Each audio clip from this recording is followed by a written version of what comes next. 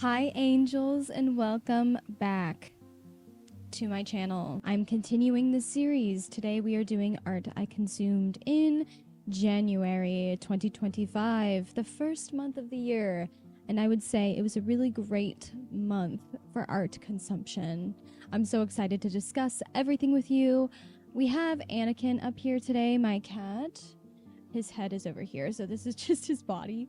And he kind of messed up my little blanket here, so he might move throughout the video, but he might bring the comfy, cozy vibe as well. He's in a deep slumber right now. Thank you guys for tuning in to this series. It's been so much fun to do this series, and I'm so glad that you guys are enjoying it, because then that means I can keep talking about the things I love, including books, films, and music. That is what is going to be covered in this video. If you clicked on this video, I can only assume that you enjoy my taste in art, which might mean that you will enjoy my art. I'm going to quickly plug my spoken word poetry album that is out on all streaming platforms. It is entitled Metamorphosis. We've talked about this a bunch of times at this point, but I'm just going to quickly touch on it. I am working on some new material. I just had a poetry show this month, which was excellent. It went so beautifully. I have a vlog on this channel if you want to check that out. It is the last video that I posted before this one. It was great. I am so passionate about poetry. I couldn't move through this life if it weren't for poetry, writing it and reading it. And I do have a great poetry collection that I read this month that I'm excited to talk about. And what's so interesting about this collection of art I consumed this month is that they all kind of influenced each other. Like, it's kind of a flow of like what I was reading influenced what I watched, and what I watched influenced the music I listened to. It's quite interesting. Anyways, let's just dive right into it, because I have a feeling I'm going to yap a lot today. There's so much great art to discuss. So I'm going to be starting out with books. What are the books that I read in the month of January? I'm going to quickly touch on my favorite newspaper, Le Petit 3. This is the January issue. I've talked about this in this series before. I deeply enjoy this showing up on my doorstep each month. It's such a pleasant little artistic, esoteric surprise. I particularly really loved this issue. I've only read the past 3 issues of this newspaper. I'm a little newer to being a subscriber of this newspaper, but this has been my favorite so far. I just love the themes of the January issue. My favorite article was called, I think it's called The Circular Nature of Time. And I've had such a fascination with the spiral symbol. The past, I would say, like 6 months. Oh, Anakin's stretching. The past like 6 months, I keep seeing spirals everywhere. I love spirals. I love what they represent. I'm fascinated with the circular nature of time. Like, it just is something I'm hyper fixated on right now, and history repeating, and how time is but an illusion and such a magical, beautiful thing. And yeah, the artwork in this issue as well is just so stunning, just like right up my alley. I loved this. It was just the perfect issue to read during my birthday month. It felt very curated for my interest specifically. All right, first book I read in the month of January is a witchcraft book. This is Celtic Magic by DJ Conway. I just finished this. Like, I read it throughout the month while I was reading other things. So I just finished this like 2-ish weeks ago or so. Loved it. As you might know, if you are on my Patreon, or if you've paid attention to anything I've been posting lately, I am currently planning a trip to the UK for the spring, specifically England and Scotland. And this was just the perfect thing I needed to read this month as I was planning my trip, and I just thoroughly enjoyed learning so much about the Celtic way of life, but of magic, and all of the myth and folklore that is weaved into the web of Celtic magic. And it was just so fascinating. It brushed up on the basics a lot, which was a good refresher for me personally in my witchcraft journey. But overall, the folklore specifically was so fascinating, and I feel like now when I go to the UK, I'm gonna have like all this knowledge, and the Celts and how they influenced witchcraft today. It's wildly fascinating. If you are Celtic or you're interested in Celtic history on the magical side of things, like folklore, myth, religion, things like that, this is a great read for the basics. Next book I read, I picked up a fiction, specifically YA fiction novel, which is rare for me. I do not gravitate towards YA. I think I've just outgrown it. The older I get, I just can't really tolerate like a protagonist being of teenage age. Like, I'm quite picky with it, and it has been a really long time since I've read anything YA. But the premise of this novel specifically is what sold me and is what made me want to pick it up. It's right up my alley.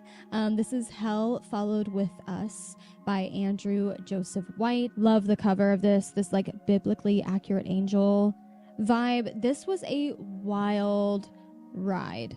The first like 100 pages of this, I wasn't sold simply because it was YA and it reads like YA. Doesn't mean it was badly written. It just means, yeah, like I said, I have a hard time being in the head of a 16-year-old protagonist, but the subject matter of this novel, it makes a lot of sense as to why the main character had to be of teenage age. This is a love letter to queer youth, specifically. This is like a post-apocalyptic landscape where this evangelical Christian like terrorist group / cult has kind of taken over. This is about a transgender teenage boy who was indoctrinated in this terrorist group, in this cult, and decided to run away as they were the subject of some experimental testing in which they were trying to turn him into this massive weapon to basically take over the entire world. This is a love letter to queer youth, to people who were indoctrinated into strict religion as a child and had to deconstruct that way of living, which is what sold me on this premise in the first place. This is horror. This is post-apocalyptic queer body horror, which is so fascinating and is the type of fiction I like to read, something that pushes the boundaries, something that's relatable, and this was definitely that. There's so much great, well done, well written, fleshed out queer representation. It was so moving. I felt like I was really there in this post-apocalyptic landscape.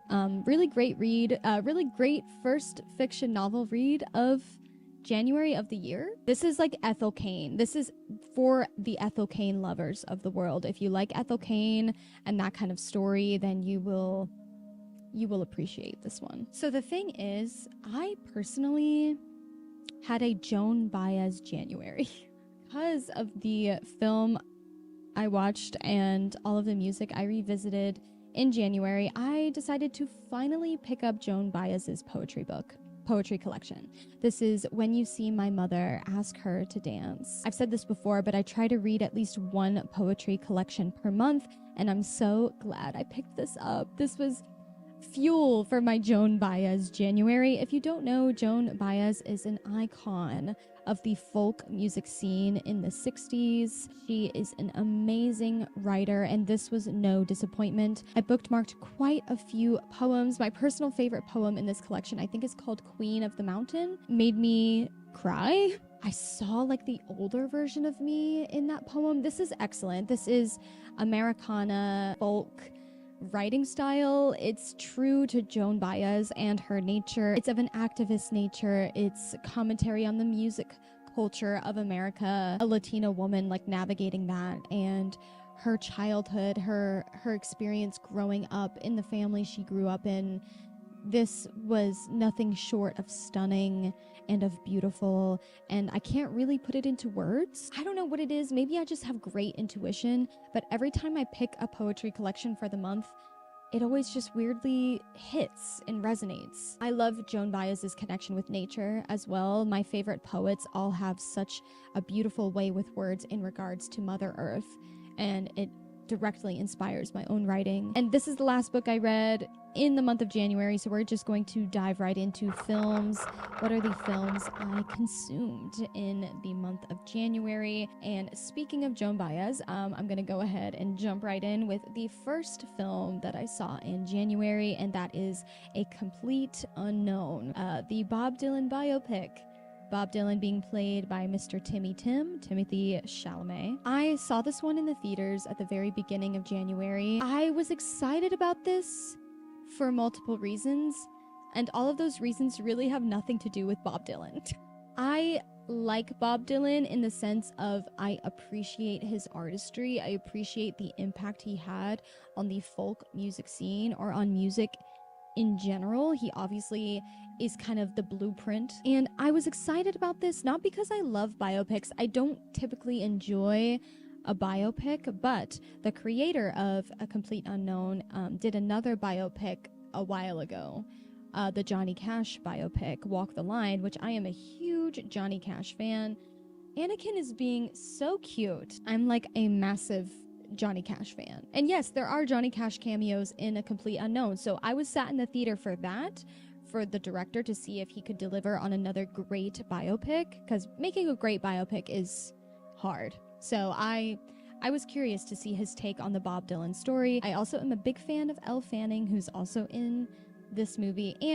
But of course, the main reason I was sat in the theater was Joan Baez. This is not even a Joan Baez biopic, but I love Joan Baez. So I'm sat in the theater. I am fascinated with her relationship with Bob Dylan and how they influenced each other in life and musically, and how they were kind of this like weird, twisted kind of soulmate connection in the folk music scene, even though Bob Dylan is an asshole. And if you watch this, you'll see that he was an asshole. He was known for being an asshole. He's not a nice guy. He is not a nice guy, but he's a very talented artist, and I can recognize that, even though I don't love like most of his music. The cover songs were really well done. My main complaint with this film, though, is that it was way too long. Okay, Anakin moved. He's like, I've had enough of this Bob Dylan conversation, and I understand. Me too. Joan Baez, January. Okay, moving on to the next film that I watched, which was actually a short film. My favorite short film of all time. Yes, you heard me correctly. I rewatched for about the 100 millionth time The Odyssey, Florence and the Machine's The Odyssey, directed by Vincent Hancock.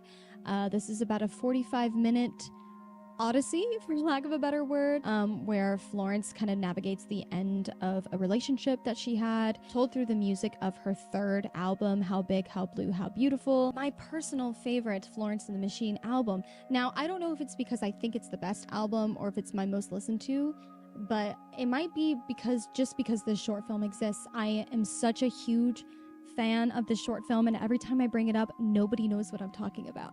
I've watched it on like an semi-monthly basis for the past decade.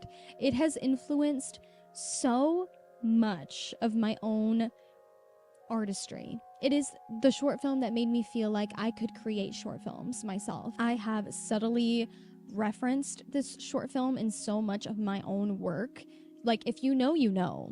If you know, you know. I highly recommend watching this short film. It is here on YouTube if you have never seen it.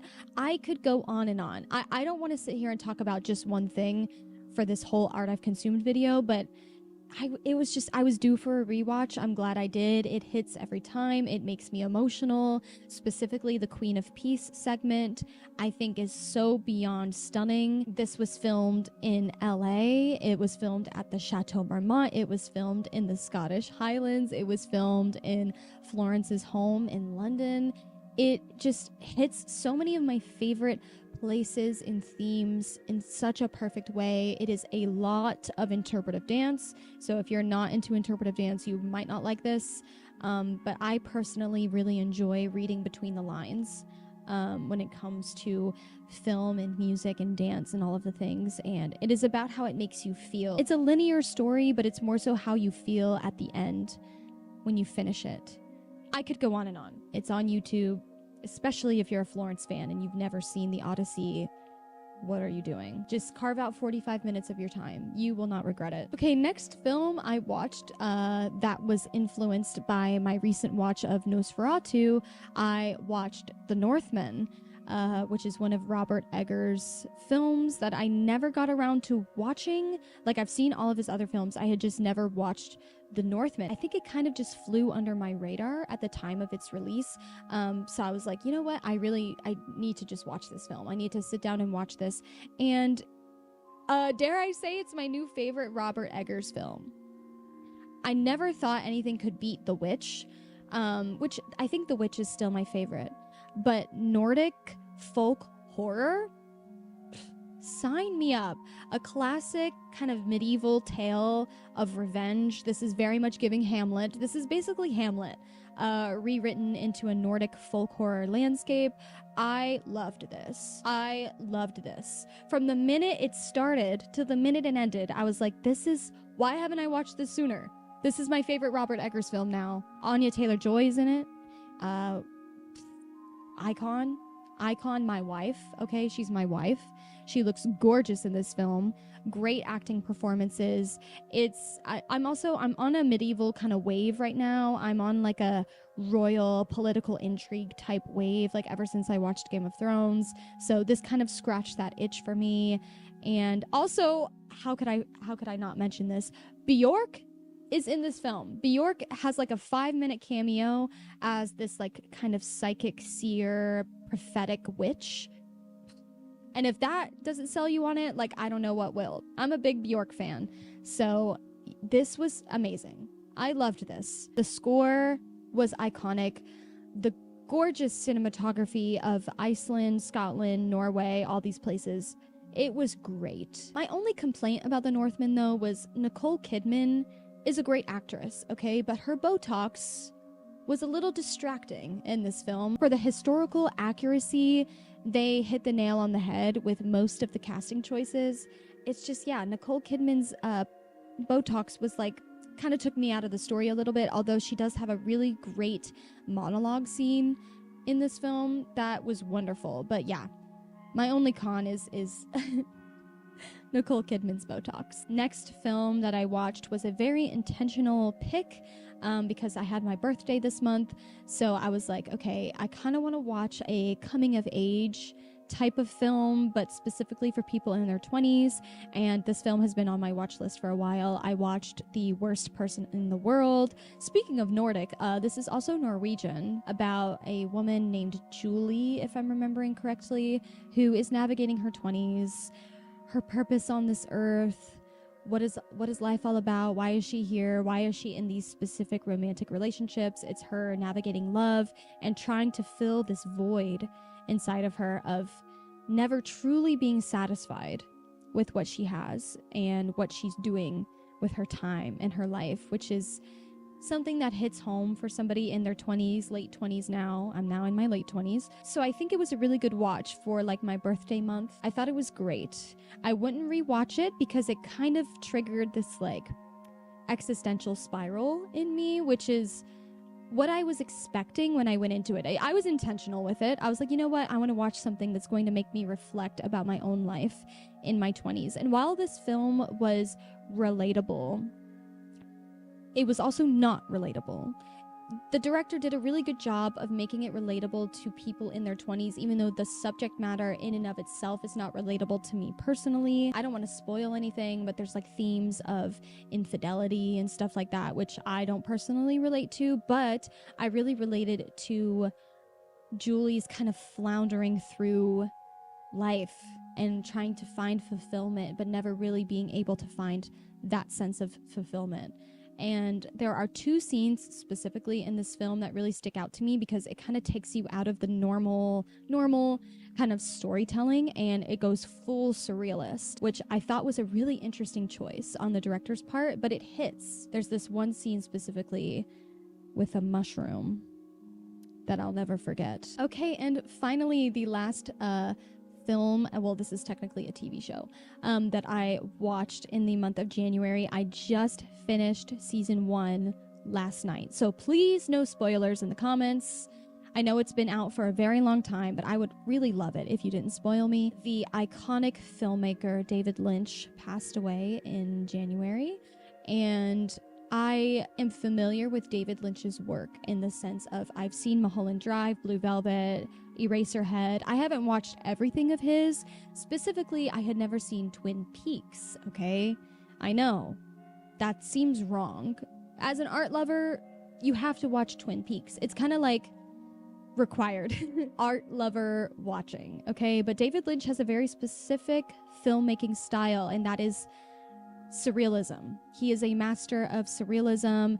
So if you're not into surrealism or you're not into being confused 90% of the time, then you might not enjoy his work. But to honor his passing, I wanted to finally start watching Twin Peaks. I have watched season 1. I have not watched anything else. I'm going in like publication order. So maybe in my February wrap up, I will have finished it. That's my goal. I love this. I love this. I actually can't believe I haven't watched this sooner. This is a mixed bag of strange, unusual, emotional, and hilarious. It's great.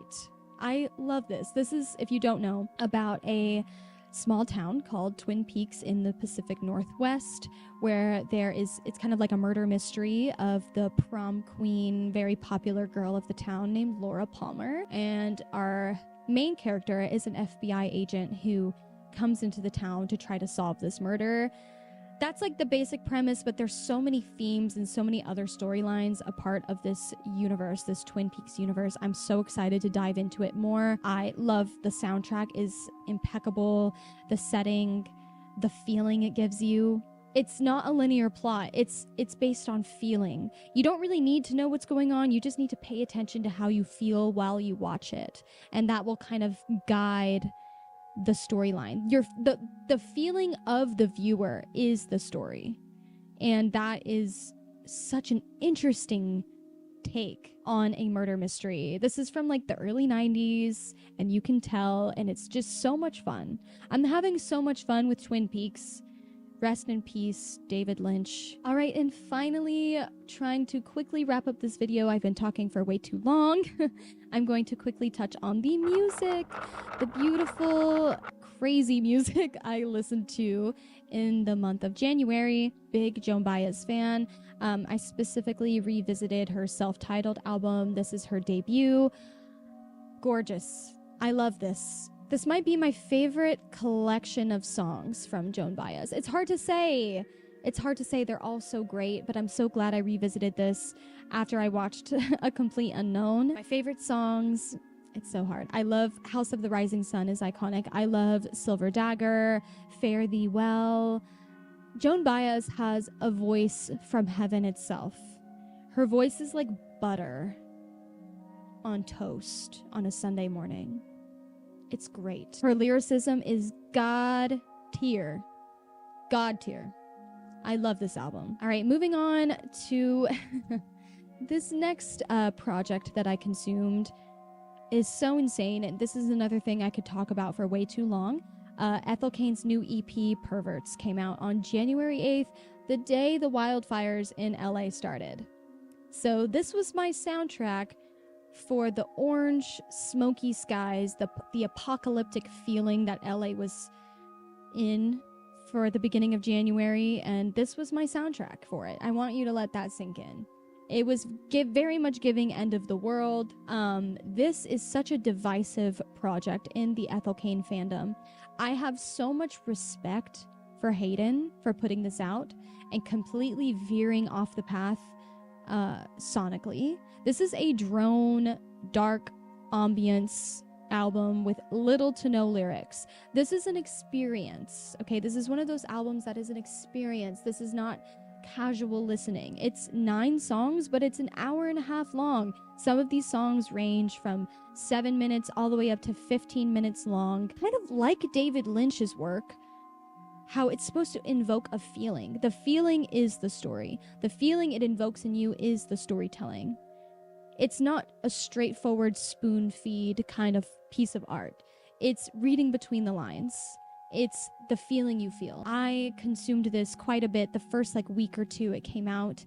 Specifically when I was reading. Perverts was also the soundtrack for me reading Hell Followed With Us, which was a great combination. Highly recommend doing that. So many favorites. I loved this, but I know people are not going to like this. I knew before it came out that people were not going to like it because most people have the attention span of a goldfish, and this requires patience. This requires patience. This requires dedication. And I had never been a drone music listener. That was not something I ever was interested in. So this was my first project that I really consumed that was just drone music.